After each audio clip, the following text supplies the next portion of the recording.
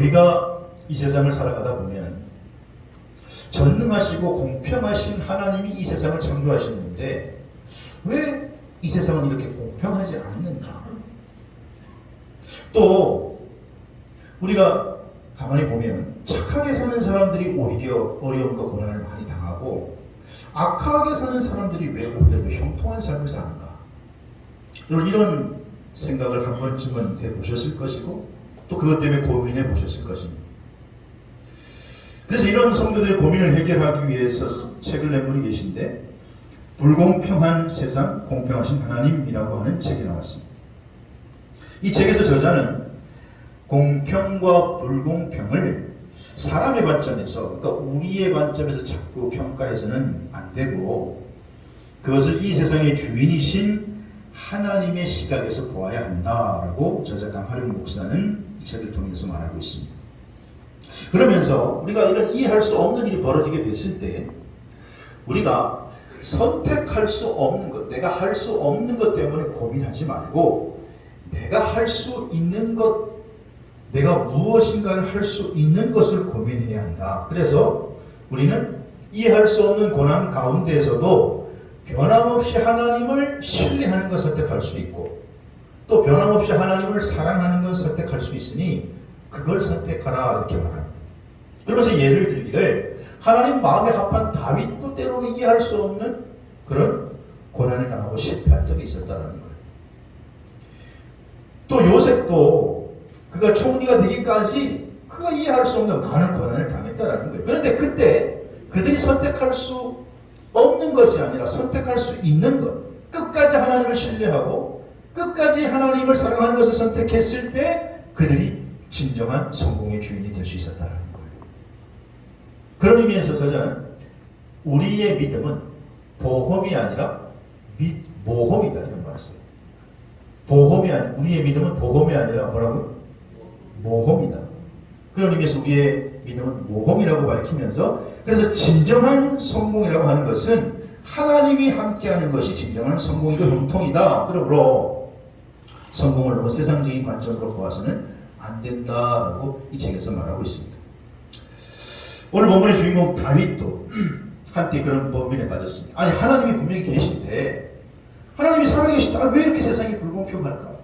내가 왜 이런 이유 없는 고난을 당하고 왜 악을 행하는 자들이 더 잘 될까? 그런데 다윗이 그가 하나님의 은혜를 깨닫고 이제는 악인의 형통 때문에 더 이상 불평하지 않기로 했습니다. 다시 말해서 오늘 이 땅에서 부조리한 현실은 계속되지만은 그러나 하나님의 주권과 하나님의 섭리는 계속되기 때문에 결과적으로는 나중에 하나님께서 공의로 심판을 하시기 때문에 그러므로 하나님의 백성들은 악인의 형통을 불평하지 말고 인내로서 하나님의 공의와 보응을 기다려라 그렇게 말하고 있습니다. 여러분 믿음의 삶이라고 하는 것은 결국 하나님을 기쁘시게 하는 삶인데 우리가 하나님을 기쁘시게 하는 삶을 살다 보면 하나님이 내 마음의 소원을 이루어 주신다는 거예요. 그래서 저는 본문의 말씀을 가지고 마음의 소원을 이루는 삶이라고 하는 제목을 잡았는데 마음의 소원을 이루는 삶 첫 번째는 오늘 본문 3절에 보니까 여호와를 의뢰해야 한다 그렇게 말씀하고 있습니다. 본문 3절에 여호와를 의뢰하고 선을 행하라 땅에 거하며 그의 성실로 먹을 거리를 삼을지어다 이렇게 말씀하고 있습니다. 여기 의뢰하라라고 하는 말이요 히브리어로 파타흐라는 단어인데 그 뜻은 신뢰하다, 믿다 그런 뜻입니다. 근데 여러분 히브리어로 내가 누군가를 신뢰한다라고 하는 것은 내가 그 신뢰하는 대상 속으로 들어가는 것을 의미합니다.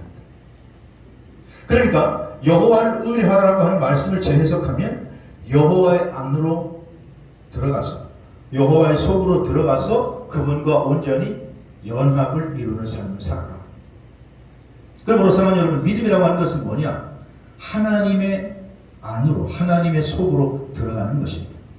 하나님을 의지한다 하나님을 신뢰한다라고 하는 것은 하나님 속으로 들어가는 것입니다. 그래서 예수님께서도 요한복음 15장 5절에 나는 포도나무의 너희는 가지인데 그가 내 안에 내가 그 안에 거하면 어떻게 해요? 열매를 맺을 수가 있다는 거예요. 많이 맺을 수가 있다는 거예요. 그런데 내 속에 거하지 않으면, 거기를 떠나면, 그러면 아무것도 할 수 없다는 거예요. 7절에는 그래서 너희가 내 안에 거하고 내 말이 너희 안에 거하면 그때는 무엇이든지 원하면 원하는 대로 다 이루어 것이다. 오늘 예배 참석한 여러분, 하나님을 의뢰하는 믿음은 하나님 속으로 들어가는 것인 줄로 믿으시기를 바랍니다. 그래서 시편 115편 9절에 이스라엘아 여호와를 의지하라. 그는 너희의 도움이시여 너희의 방패시거든. 여기서도 의지하라고 하는 말이 무슨 말이에요? 하나님 속으로 들어가라는 거예요. 그러면 하나님이 그때 너희 도움이 되고 너희의 방패가 되어 주실 것이다. 또 시편 125편 1절에 여호와를 의지하는 자는 시온산이 흔들리지 아니하고 영원히 있음 같도다. 그러니까 여호와 속으로 들어가는 자는, 여호와를 의지하여 여호와 안으로 들어가는 자는 흔들리지 않게 된다는 거예요. 잠언 3장 5절에도 너는 마음을 다하여 여호와를 신뢰하고 내 명철을 의지하지 말라. 그렇게 말씀하고 있습니다. 그러므로 사랑하는 여러분, 하나님 안으로 들어가는 온전한 신뢰하는 모습을 통해서 하나님 마음에 합한 자가 되시기를 주의 이름으로 축원합니다. 그럴 때 하나님이 마음에 소원하는 것을 이루어 주신다. 이렇게 약속하고 있다는 것입니다. 사무엘상 14장에 보면 요나단이라고 하는 이스라엘 왕자가 홀로 블레셋 적진에 들어가서 큰 승리를 이끌어낸 장면을 소개하고 있습니다. 그 배경을 살펴보면 이스라엘이 이제 블레셋과 대치하고 있었는데 이스라엘이 모든 면에서 블레셋 나라와 전쟁을 하면 불리합니다. 군인도 적지요, 병기도 약하죠. 또 거기다가 사기도도 떨어집니다. 그런 상황에서 요나단이요, 그 사무엘상 14절에 보면 자기의 무기를 관리하는 자, 지금으로 말하면 자기의 경호실장쯤 되는데 그 경호실장과 더불어서 단 둘이 블레셋 적진을 향하여 뛰어들어요. 특수부대를 끌고 간 게 아닙니다. 그리고 미리 자기 부대에게 간다고 예고한 것도 아닙니다. 그냥 단둘이서 계획도 안 했는데 아버지에게 알리지도 않고 뛰어들어가요. 인간의 보기에는 너무나 무모한 것 같은데 요나단이 칼을 들고 자기의 경호실장과 함께 블레셋 진영으로 뛰어들어가요. 그렇게 하는 이유가 뭐냐? 사무엘상 14장 6절에 보니까 여호와의 구원은 사람이 많고 적음에 달리지 아니했기 때문에 내가 비록 지금 적은 인원으로 나와 내 경호실장이 들어간다 할지라도 하나님이 전쟁의 주인이시니 함께하면 이길 수 있다는 믿음으로 들어가는 거예요. 여러분, 요나단은요, 하나님이 어떠한 분인지 정확하게 알고 있었고 하나님이 함께 하시면 숫자가 문제가 아니라는 것을 확실하게 믿고 있었던 사람이었다는 거예요. 그래서 아무리 그래도 그렇지, 단둘이서 들어가니까 블레셋 진영도 당황한 거예요. 많이 쳐들어온 줄 알았는데 알고 봤더니 왕자가 자기 경호실장하고 쳐들어왔어요. 더 당황한 건 하나님이에요. 아무리 그래도 네가 이렇게 일 벌릴지는 몰랐다. 하나님이 당황하셔가지고 요나단을 막 도와줍니다. 그러니 블레셋 진영에서 왁작지껄 하는데 그게 이스라엘 한 소대가 쳐들어간 것도 아니고 대대가 쳐들어간 것도 아니고 요나단과 경호실장이 가서 막 싸우는데 이스라엘 진영에서 보니까 뭐야? 자기 왕자가 들어가 싸우고 있거든요. 목숨을 걸고. 그때 그 모습을 보고 이스라엘 백성들이 의기충천해서 목숨을 버리지 않고 뛰어들어간 저 왕자를 봐라. 그리고 전쟁을 벌여서 역전의 승리를 거두게 된 줄로 믿습니다. 믿음이라고 하는 것은 뭐냐? 이렇게 온전히 하나님을 신뢰하는 것인데, 신뢰함이란 뭐냐? 하나님의 속으로 들어가는 것인 줄로 믿으시길 바랍니다. 이렇게 하나님을 온전히 신뢰하여 하나님 안으로 들어갈 때 하나님이 나의 보호자가 되시고 하나님 나의 요새가 되시고 하나님이 나 대신 싸워 주실 줄로 믿으시길 바랍니다. 그럴 때 승리하게 된다는 거예요. 2016년 9월 3일자 영국 데일리 메일에 미국 플로리다에 사는 데이비드 린드라고 하는 사람과 그의 딸 가브리엘 과르다도가 사실 가족이었는데 법적 가족이 되는 그 과정을 이제 영상과 함께 자세히 소개했는데 이게 아마 유튜브에 소개되면서 많은 사람들에게 감동을 줬습니다. 사연은 가브리엘이라고 하는 딸아이가 아빠 데이비드 53번째 생일을 맞아가지고 정성껏 생일 선물을 준비해서 생일 가방을 가족들이 이렇게 오는 가운데 아빠에게 내밀었어요. 아빠가 생일 선물을 받으니까 이게 뭐가 있나 좋아가지고 은근히 기대하면서 생일 가방을 들었는데 가방에는 선물이 안 들어있고 볼펜이 들어있어. 볼펜. 그러니까 약간 좀 실망했죠. 볼펜. 그리고 또 보니까 또 선물이 없고 뭐 서류뭉치가 들어있어요. 이게 서류뭉치가 뭐냐 자세히 봤더니 거기에는 성인 입양 신청 서류였습니다. 잠시 이 데이비드가 어리둥절하더니 눈물을 쏟기 시작하는 거. 이유는 그래요.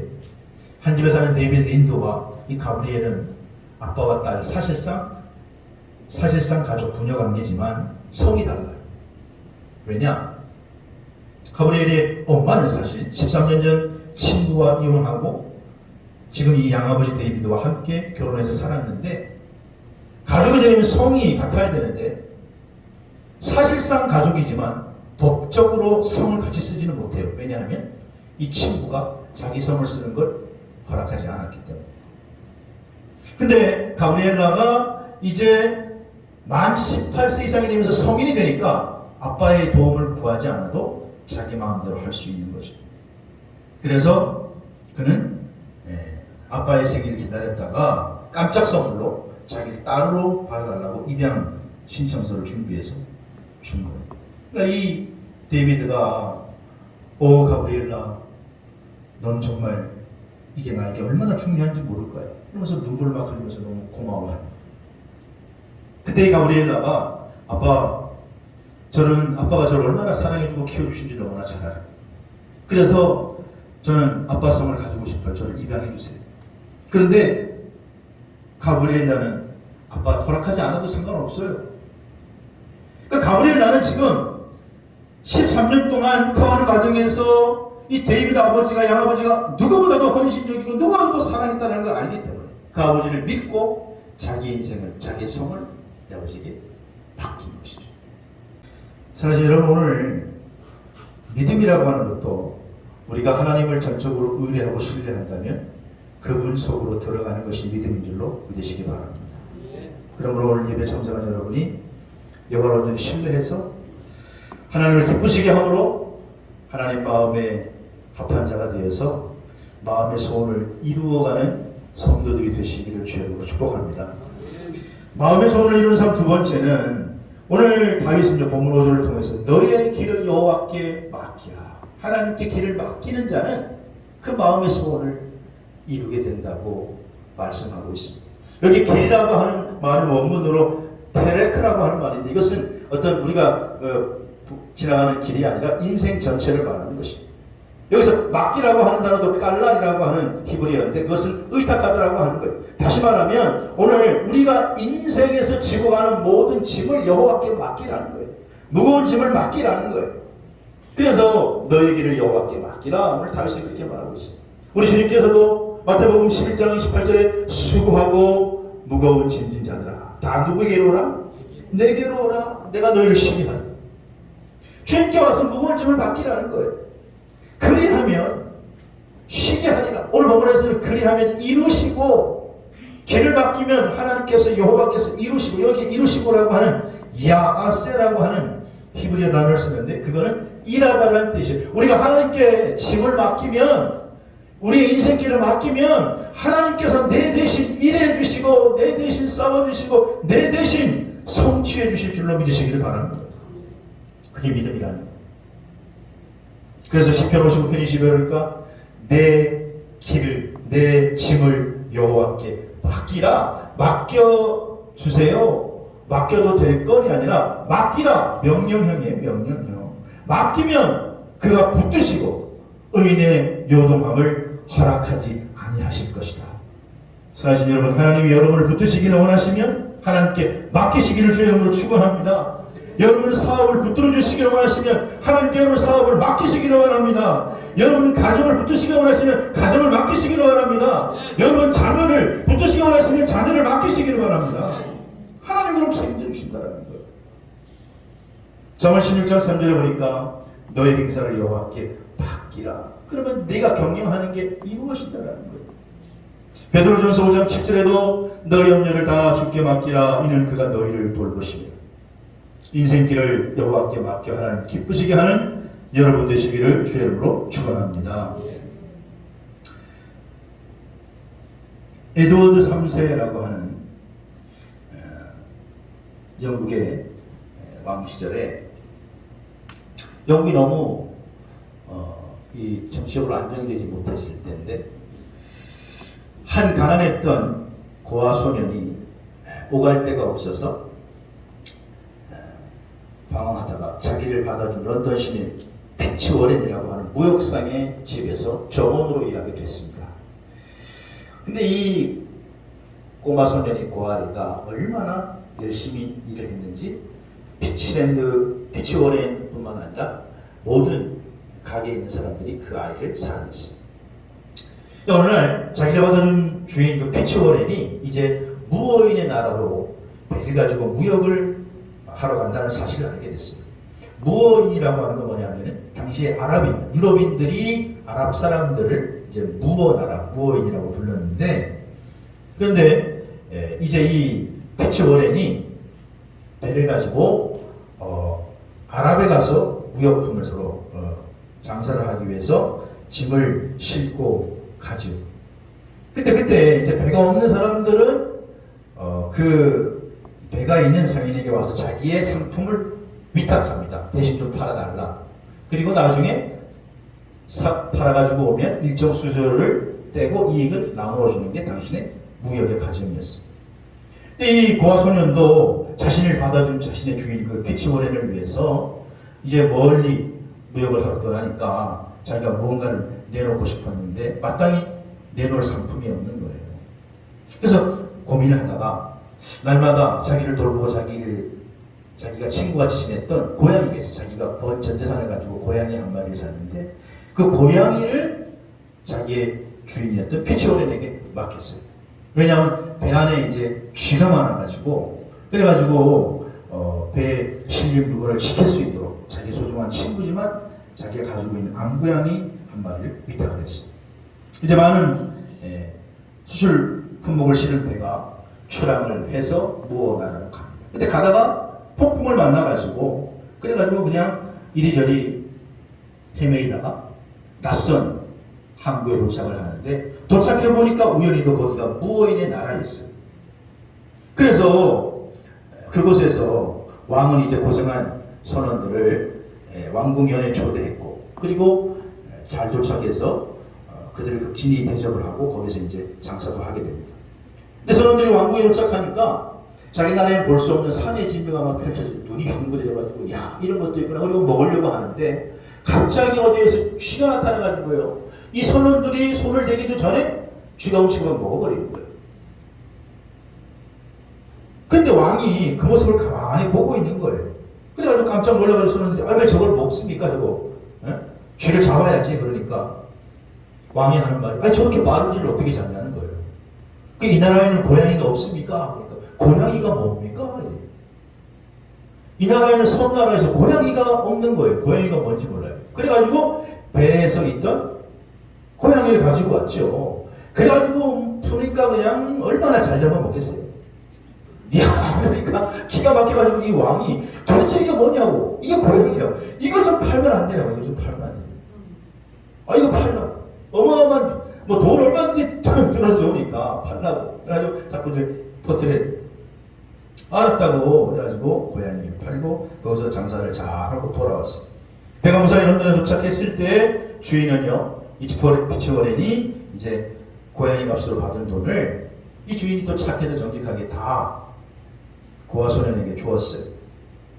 그래서 갑자기 그 어마어마한 돈을 가지고 일순간에 부자가 됐고 또 사업을 나중에 잘해서 후에 자신의 그 주인의 딸과도 결혼을 했고 나중에는 많은 돈을 벌어서 그가 기부 활동도 많이 하고 후에 휘팅턴 대학도 세우고 나중에는 런던 시장까지 되게 돼요. 런던 시장을 3선이나 하게 돼요. 그래서 나중에 이 사람이 경으로 호칭이 되는데 이 사람이 바로 르네상스 시대에 상인으로 성공했던 런던 시장을 3번이나 했던 리처드 휘팅턴이라고 하는 사람 실화의 이야기. 한 고아 소년이었는데 이 고아 소년이 자신의 전부인 고양이를 자기에게 선행을 베푼 주인을 믿고 맡겼던 거죠. 그랬을 때에 그의 인생이 변화됐고 놀라운 사람으로 살아갈 수 있었던 것. 여러분, 우리가 주인에게 믿고 맡기는 것, 신뢰하고 맡기는 것, 우리 인생길을 맡기는 것, 그것이 믿음이고 그것이 신뢰하는 것입니다. 오늘 우리가 이루고자 하는 소망이 있다면 자신의 행동이나 삶을 온전히 여호와께 맡기심으로 여러분 마음의 소원을 이루는 복된 주인공이 되시기를 주의 이름으로 축원합니다. 세 번째로 오늘 마음의 소원을 이루는 삶의 세 번째는요, 7절 말씀해 보니까 여호와 앞에 참고 기다려야 한다. 그렇게. 그래서 여호와 앞에 잠잠하고 참아 기다리라. 참고 기다리라. 자기 일이 형통하면 악한 꾀를 이루는 자를 위하여 불평하지 말지어다. 이렇게 말씀하고 있어요. 여기 잠잠하고 라고 하는 거는 똠이라는 단어인데 이건 침묵하다, 조용하다는 뜻인데, 그러면 뭐 어려운 일을 만났을 때 침묵하라 그런 뜻이 아니고, 조용히 있으라 그런 뜻이 아니고, 어려운 일이 왔을 때 의심하거나 조바심에 대해서 침묵하고 거기에 대해서는 생각하지 말고 반대로 하나님에 대한 적극적인 믿음으로 대처하라는 권면이에요. 왜냐? 어떤 문제이든지 간에 하나님이 개입하면 해결할 수 있기 때문인 줄로 믿으시기를 바랍니다. 그래서 여기에 참고 기다리라 라고 하는 히브리어 홀이라는 단어는 춤추다, 몸부림치다 이런 뜻인데, 오늘 본문에는 기다리다, 고대하다, 기다리다 그런 뜻으로 쓰였어요. 그러니까 이 단어는 성경에서 어떤 뜻을 쓰냐면 출산하는 여인. 여러분, 여인이 출산할 때 얼마나 힘들어요. 고통스러워요. 그런데 태어날 그 아기를 상상하면서, 그러면서 곧 태어날 사랑스러운 아기를 만나게 될 희망을 가지고 참고 기다리는 거죠. 몸부림치면서도 기다리는 거예요. 그런 기다림. 그때 이 참고 기다리라 라고 하는 홀이라는 단어를 쓴다라는 거. 여러분, 오늘 성도들이 믿음의 길을 걸어가면서 우리가 인내하는 것은 그냥 무조건 참는 게 아니고, 이 인내의 과정을 넘으면 신실하신 하나님이 엄청난 것으로 응답하시리라고 하는 간절한 기대와 소망을 가지고 온전히 하나님께 맡기는 자세, 그게 바로 참고 기다리는 것인 줄로 믿으시기를 바랍니다. 그래서 시편 46편 10절에 보니까 이르시기를 너희는 가만히 있어 내가 하나님 됨을 알지어다. 가만히 참고 기다리라는 거예요. 그러면 하나님 됨을 알지어다. 하나님이 너희를 높여서 너희를 통해서 하나님이 이 세상을 창조하시고 전능하신 분임을 알게 하실 것이다. 그런 말씀이에요. 서두르지 마라. 그러니 좀 인내해라. 그런 말이에요. 이스라엘 백성들이 출애굽해서 가나안으로 가는 도중에 첫 번째 난관을 만났죠. 앞에는 홍해, 뒤에는 쫓아오는 바로의 군사. 그때 사람의 생각을 가지고, 이스라엘 백성들의 생각을 가지고, 이제 우리는 망했다는 것이에요. 앞뒤 오갈 데가 없으니 이제는 끝났다, 끝장이다라고 생각했어요. 길이 보이지 않으니까. 그래서 그때 이스라엘 백성들이 모세를 원망하고 하나님을 원망하고 그러면서 떠들어댈 때, 그때 모세가 한 말이 뭐냐? 출애굽기 14장 14절에 보니까 이렇게 말씀해요. 시작. 여호와께서 너를 위하여 싸우시리니 너희는 가만히 있을지어다. 저 말은요, 그냥 가만히 있어 그 말이 아니에요. 지금 모세는 자 이제 하나님께서 역사하실 테니까, 하나님의 타이밍이니까 하나님이 이 일에 개입하셔서 새 일을 행하실 테니 너희는 참고 기다리기만 하면 된다는 거예요. 그러면 하나님이 새 일을 여실 거라는 거예요. 홍해를 가르실 거라는 거예요. 그런 사랑하신 여러분을 마음의 소원을 이루는 삶을 살려면 인내하실 수 있게 되기를 주의 이름으로 축원합니다. 그래서 신앙은요, 인내하는 거에 참고 기다리는 거예요. 인내 없이는 열매가 없는 거예요. 잠잠히 인내함으로 풍성한 열매를 거두시는 저와 여러분 되시기를 축복합니다. 마가복음 5장에 보면 이독한 딸을 살리기 위해서 주님 앞에 달려나온 회당장 야이로의 이야기가 소개됩니다. 여러분, 당시의 회당장이라고 하면 우리가 생각할 수 없는 상당히 높은 위치에 있어요. 유대 공동체에서는 무조건 모임을 회당에서 모이기 때문에 그 회당장이라고 하면 지역 유지, 상당히 존경받는 입장이 있습니다.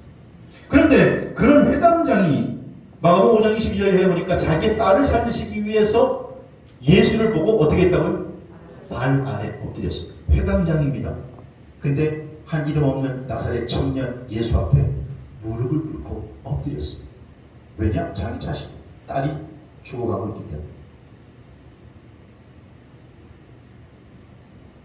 그래서 예수님께서는 그 모습을 보고 야이로의 딸을 살리기 위해서 기꺼이 발걸음을 돌리셨어요.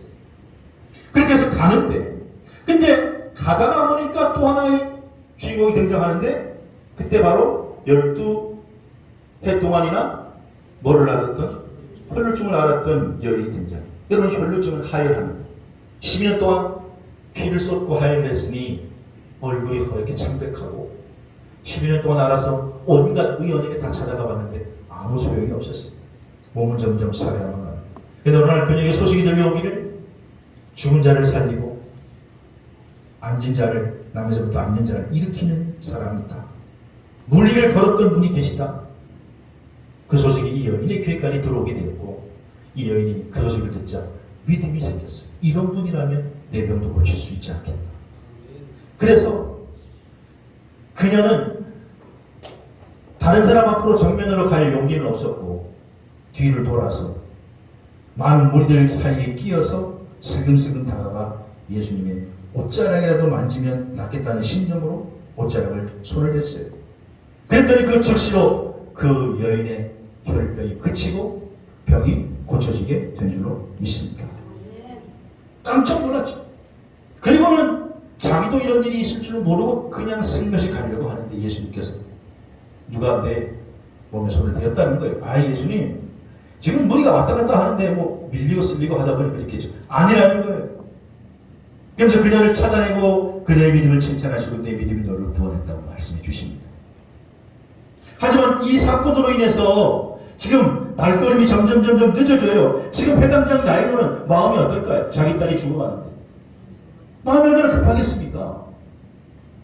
그런데 그 급한 와중에 예수님이 지체하시니 근데 야이로는 재촉하지 않습니다.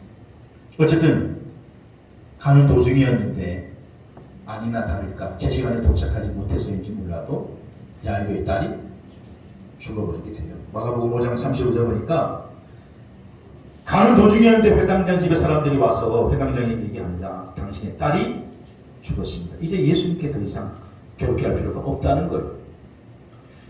절망하는 야이로에게 예수님께서 말씀하십니다. 두려워하지 말고 믿기만 해라.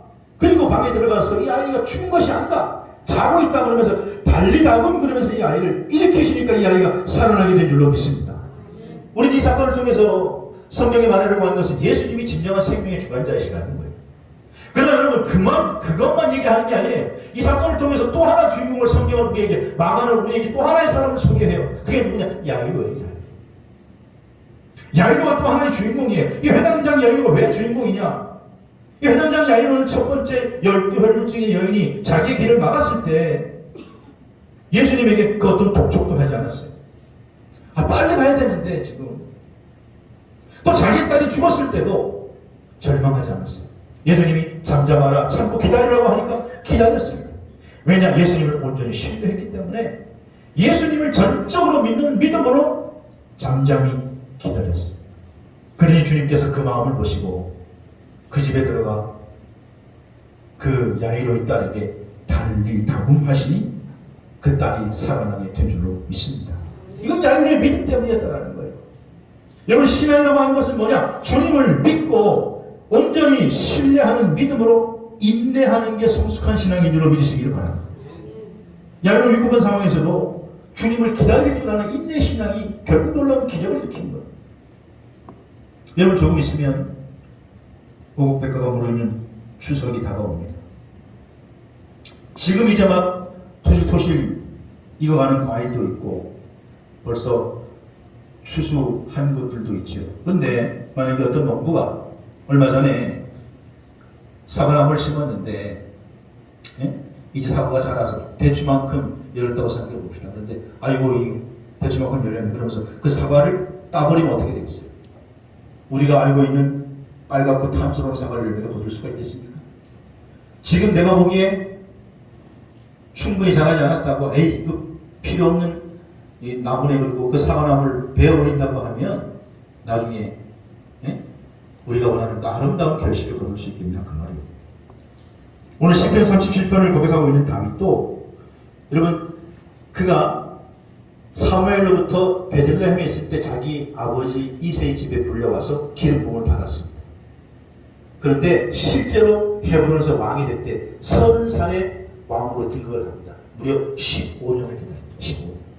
기름 부음 받았는데 30살이 될 때까지 15년을 기다려요.